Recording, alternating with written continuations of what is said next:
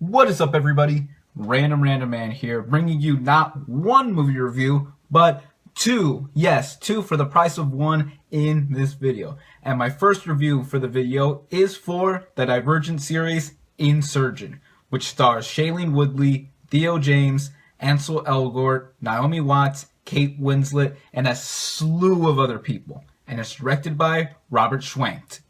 Now the plot, which of course is based off of the novel of the same name and is written by Veronica Roth, follows Beatrice, aka Triss Pryor, played by Shailene Woodley, as she has to fight her own inner demons and continue the bigger fight against a powerful alliance that is threatening to tear her society apart while she and a bunch of other people try to stop them.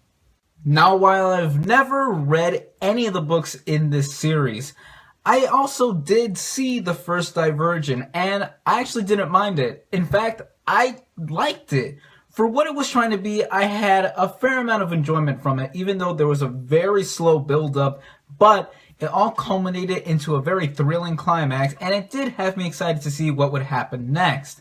And what we got here is another installment in this franchise, of course. And one of the best parts right off the bat for this movie is Shailene Woodley. She was by far my favorite aspect of the first film, and that is no different here. Her performance as Triss is very strong, compelling, and brings an action heroine style to another young adult franchise turned into film series that makes it very unique in its own right.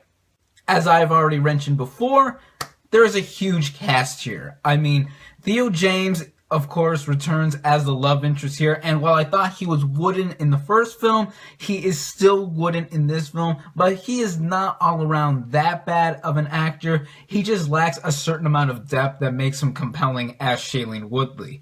Ansel Elgort and Miles Teller return here as Triss's brother and adversary of sorts, if you will, respectively, and I'm not so bothered by the fact that they have both played love interests of Shailene Woodley in the past, what with The Spectacular Now and The Fault in Our Stars, but I feel they were underutilized way too much in this film. I mean, there are leads, of course, once again, but I didn't think that they were properly utilized for the rest of the film, and I don't know how it's going to happen going forward. I'm especially disappointed with Miles Teller because after seeing Whiplash last year, one of my favorite films of 2014, I can't see him topping that performance anytime soon. More people still make a return here, such as Kate Winslet as the main villain once again, and I frankly forgot she was even in this movie again because of what happened in the first film. But yeah, I don't know what she's actually doing in this film once again. I guess they just needed another actress with a certain amount of levity and very much prestige for these kind of films, but that is also left with new additions Octavia Spencer and Naomi Watts, and they don't add much to the film either. They have a nice screen presence to both of their characters, but I frankly think that they are underwhelming in how they're implemented to the rest of the plot, and that is just one problem I do have with this movie, other than how the story is handled. The story here is handled in very high and low executions throughout the film. I do think that while the main plot thread is interesting, it grows way too repetitive and it drags a lot throughout the film, and it runs at about 2 hours. And that is about a half hour shorter than the first film, and I thought if anything that the pacing would be improved here. But since the film is shorter, it still tries to cram a lot, and there is a bunch of other things that do happen that lead up to the two-part sequel that will finish off this series. I just can't believe that they're still doing that these days.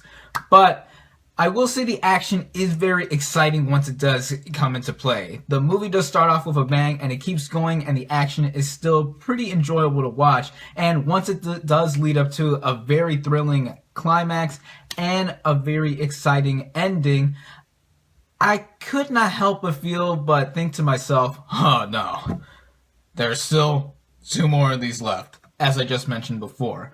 But I will say, if you're already a fan of this series, you've already seen it by now. But if you've already seen the first one like I have, but have never read the rest of the series, or frankly read a single page of this franchise at all, hear this.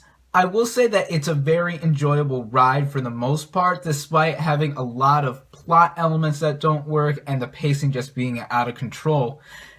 I give it a cautious recommendation for those who want to get a little bit of enjoyment out of this type of film. And I will say, I am still optimistic for the next film in this franchise, but I am also a little concerned as well. My final verdict for the Divergent series, Insurgent, is 3 out of 5 stars.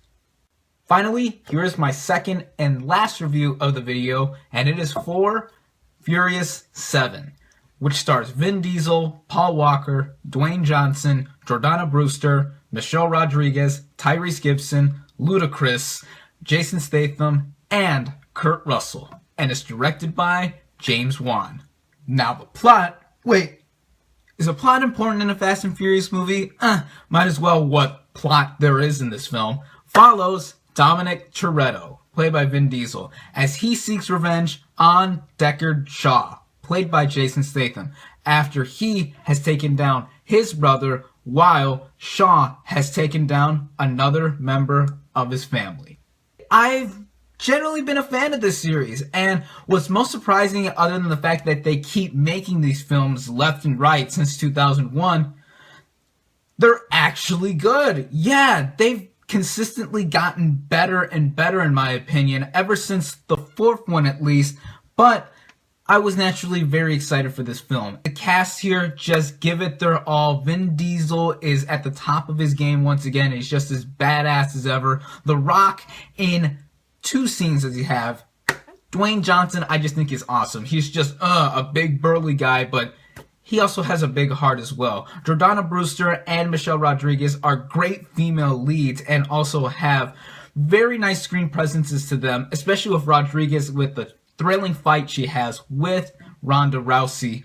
And Ludacris and Tyrese Gibson. Man, these 2 guys are just freaking hilarious together. The camaraderie that they have with their dialogue and all the jokes that they like to spit between each other just makes the film a lot more fun.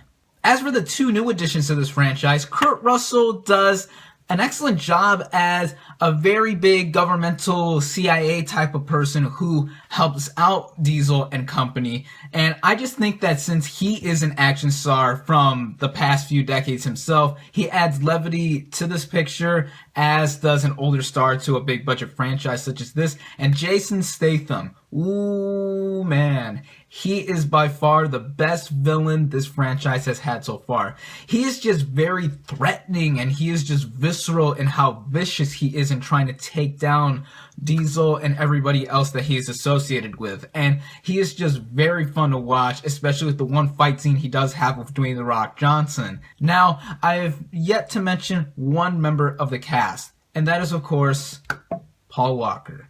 Now, I have actually liked Paul Walker in the past. Was he the greatest actor in the world? No, but he was an even better human being. And sadly, the tragic death that has affected everyone watching this franchise, and more importantly, filmmaking in this franchise for the past decade, makes this movie a lot more somber in tone than it needs to be. But Walker does have the best performance I've seen from him in the entire franchise and his career, and is a perfect send-off to him. What I have mentioned about the plot, yeah, I still stand by it. It is very minimalistic in scale, but it's enough to get the story going and the action to start going places. But I will say, I was surprised that the film began in about the first 15-20 minutes or so with character development. Yes, there are actually some throwbacks to previous efforts in this franchise, and they continue to keep going. And they actually made what I personally think is the worst entry in this franchise palpable and relevant in this entry. That is awesome. To make everything come together all seamless. And that's where I think that this is the best one in the franchise. Crazy to say so, as well made as 5 and 6 were.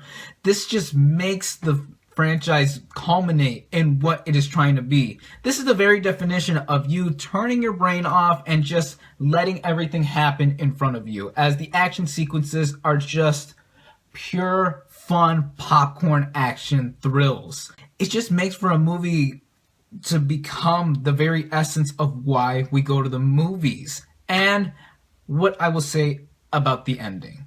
The ending here is probably the perfect ending I could have imagined to this film and this series. Now, I didn't cry like a lot of people did at my screening and everywhere else. But before I get called a heartless monster, I will say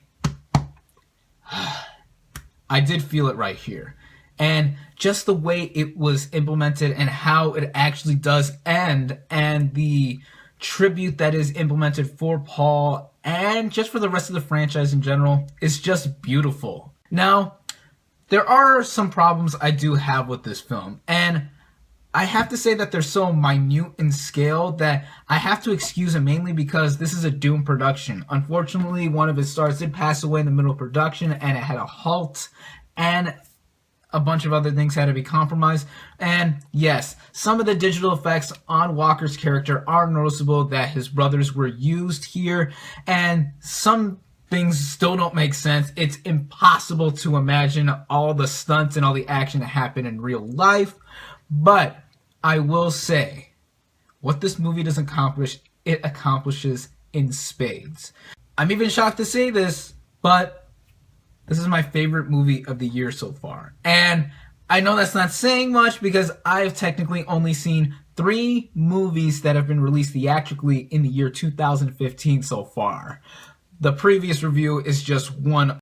For anyone who has even a shred of emotion or care towards this franchise and has seen any of these movies, you definitely have to go out and see this. This is a must-watch. I highly recommend this movie, actually. And I think that this is one of the best action movies I've seen in a while, and some of the most fun I've had at the movies. My final verdict for Furious 7 is 4.5 out of 5 stars.